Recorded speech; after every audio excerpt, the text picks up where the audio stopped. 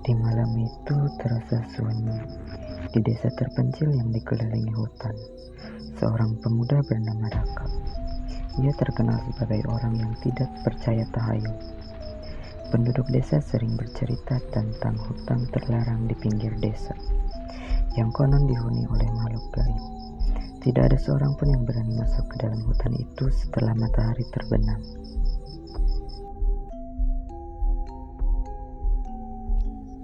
Namun, ia tidak pernah peduli. Baginya, semua itu hanyalah cerita kosong untuk menakut-nakuti anak-anak. Suatu malam, rasa penasaran mendorongnya untuk membuktikan bahwa tidak ada yang perlu ditakuti. Tanpa memberitahu siapapun, ia memutuskan untuk masuk ke hutan yang dianggap terkutuk itu.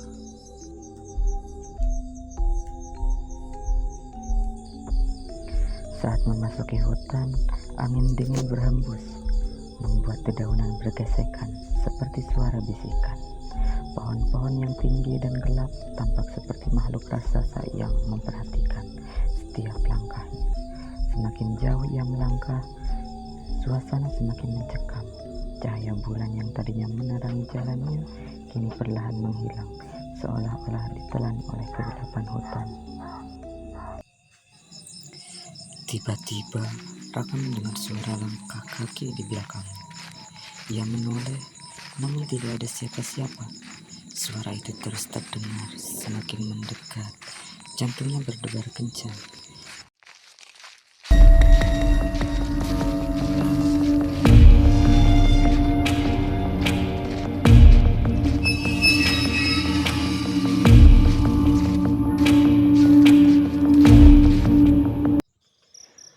Namun, tak lama kemudian, ia melihat bayangan hitam yang bergerak cepat di antara pepohonan.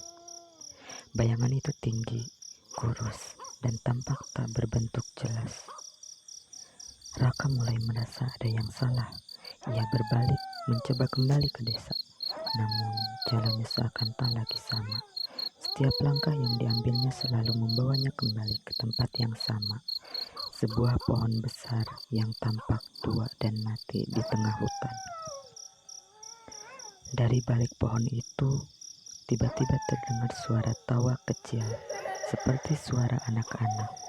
Suara itu terdengar dari segala arah, membuat Raka panik. Ia berlari sekuat tenaga, namun semakin ia berlari, semakin dekat suara itu. Bayangan hitam yang tadi samar kini muncul di hadapannya. Makhluk itu berdiri dengan tubuh bengkok dan mata merah menyala.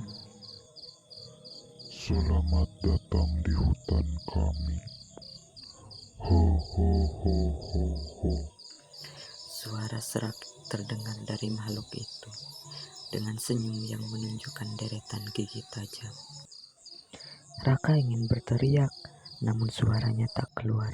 Tubuhnya membeku. Makhluk itu perlahan mendekat, dan seketika Raka merasa kakinya ditarik oleh sesuatu dari bawah. Ia melihat ke bawah dan mendapati tangan-tangan kurus dan pucat keluar dari tanah, menggenggam kakinya. Malam itu, Raka tidak pernah kembali ke desanya. Orang-orang hanya menemukan jejak kakinya yang hilang di tepi hutan terlarang.